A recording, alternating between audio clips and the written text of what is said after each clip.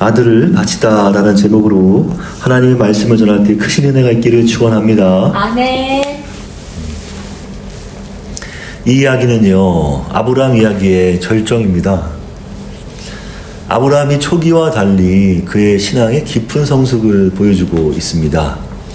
여호와 하나님께서는 말씀하신 대로 사라를 돌보셨고요, 여호와께서 말씀하신 대로 사라에게 이루어 주셨습니다. 이럴 수가, 사라가 임신한 것입니다. 창세기 21장 1절에 말씀하신 대로 라는 말씀을 2번 하셨다는 것은요, 하나님께서 약속해 주셨으며 하나님의 계획에 의한 것임을 강조합니다. 하나님이 말씀하신 시기가 되어 노년 100살에 아브라함에게 아들을 낳으니 여호와께서 지어주신 대로 이삭이라 불렀습니다. 창세기 17장 18절 이스마엘이나 하나님 앞에 살기를 원하나이다 했던 그들인데 하나님의 때에 놀랍게도 아들을 낳은 것입니다. 창세기 17장 19절 하나님이 이르시되 아니라 내 아내 사라가 네게 아들을 낳으리니 너는 그 이름을 이삭이라 하라. 내가 그와 내 언약을 세우리니 그의 후손에게 영원한 언약이 되리라. 21절 내 언약은 내가 내년 이 시기에 사라가 내게 낳을 이삭과 세우리라 말씀하셨습니다.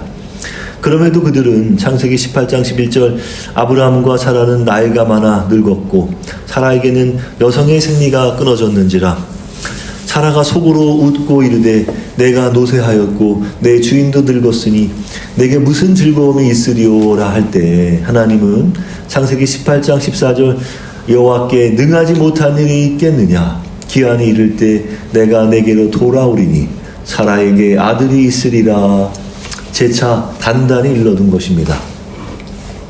그랬더니 말씀하신 대로 사라가 드디어 이삭을 낳은 것입니다. 갈수록 몸이 이상해지며 배가 불러지며 10달 동안 얼마나 웃고 기뻤겠습니까? 하루하루가 신이 나고 기쁘고 감사하고 눈물이 나고 매일 배를 쓰다듬으며 뱃속의 아이와 대화했을 것입니다. 그때 아브라함의 나이 100세, 사라가 90세였습니다. 사라가 이르되 하나님이 나를 웃게 하시니 듣는 자가 다 나와 함께 웃으리로다. 그러니 얼마나 귀한 자식이겠습니까? 하나님을 떠난 지 드디어 25년 만에 하나님의 계획이 성취된 것입니다. 그런데 하나님께서는 어느 날 아브라함을 부르시더니 그렇게 귀한 자식을 어느 날 번제로 드리라는 것입니다.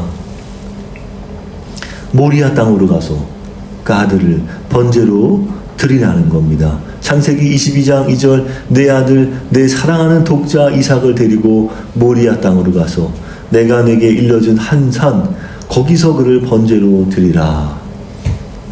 이 말씀을 들었을 때 아브라함은요 청천벽력 같은 충격이었습니다. 마음의 불이 안 났겠습니까? 그의 심정을 기록하고 있지는 않지만 그러나 그는 꾹 참고 하나님께 전적으로 의탁하기로 하였습니다. 아브라함은 아침 일찍 나귀의 안장을 지우고는 두 종과 아들 이삭을 데리고 번제에 쓸 나무를 쪼개어 하나님이 자기에게 일러주신 곳으로 떠났습니다. 3일길을 가보니 모리아 땅 산이 보이자 그곳에 종들을 기다리게 하고는 아이와 함께 단둘이 예배하고 오겠다고 당부하였습니다.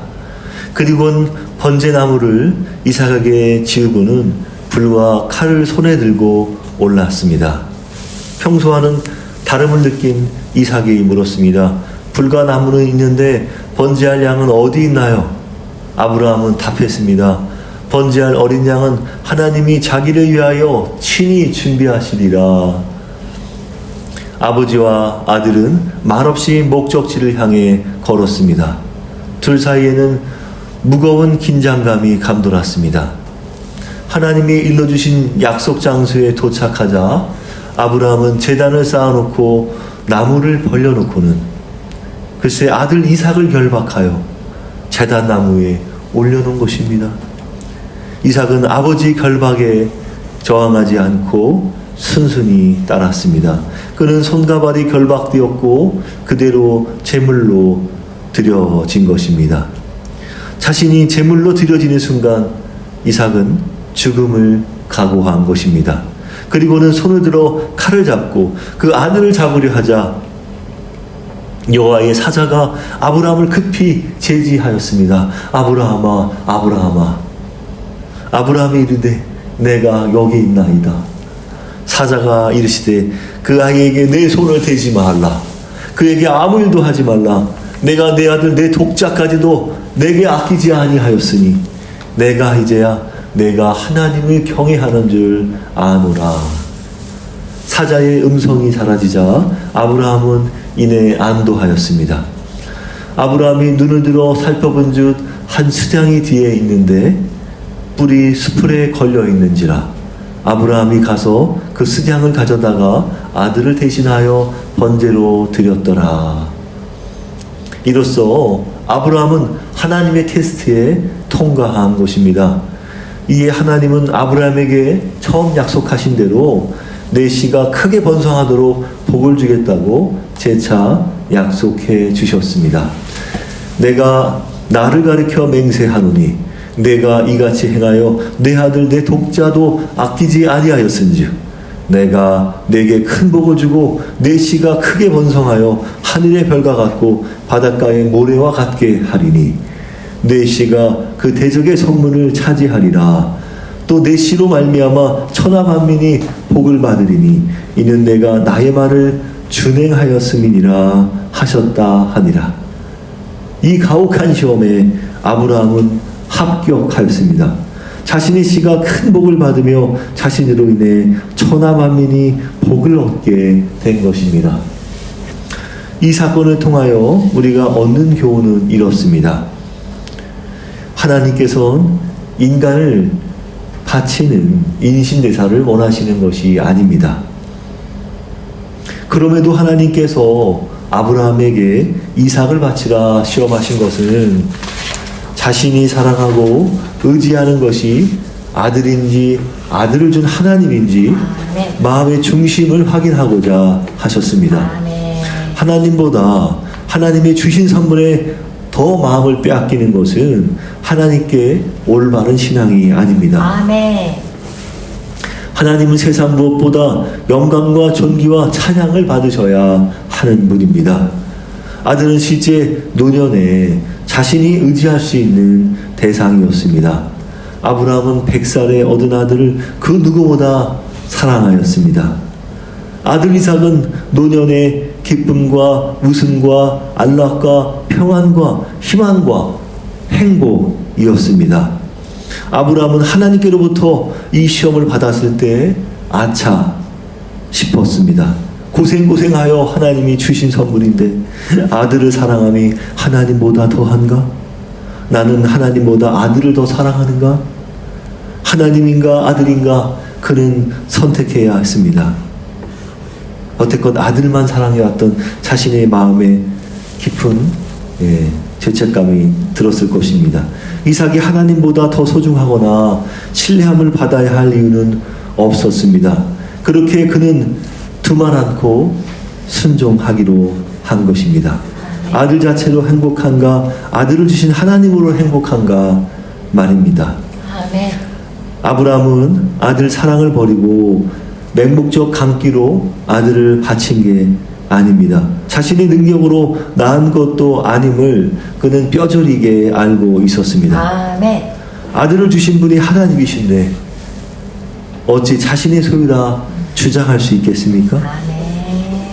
바치라고 하신 분도 하나님이요 해결하신 분도 하나님이시기에 자신은 약속을 어겼지만 하나님은 한 번도 약속을 어기지 않으셨고 항상 신실하신 분이셨기에 아들을 주시는 애를 감사함과 믿음으로 순종하는 것만이 자신이 하나님께 할 최선의 방법임을 깨달았기에 기꺼이 믿음으로 순종하며 하나님을 신뢰한 것입니다. 여기서 하나님은요 자신의 소유권을 주장하신 것이나 다름없습니다. 네 것이 아니다. 내 거다. 너 착각하지 마라. 내가 줬으니 걷어갈 이유도 내게 있다 하신 것입니다.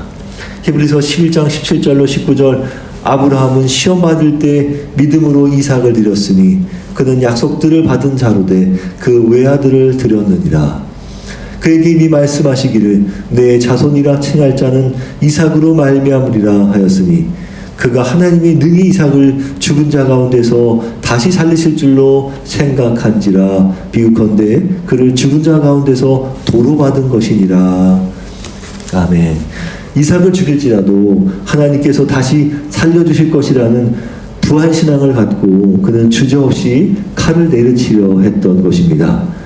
노년이 낳은 아들을 자신의 목숨보다 애지중지할지라도 하나님보다 소중하진 않기 때문입니다.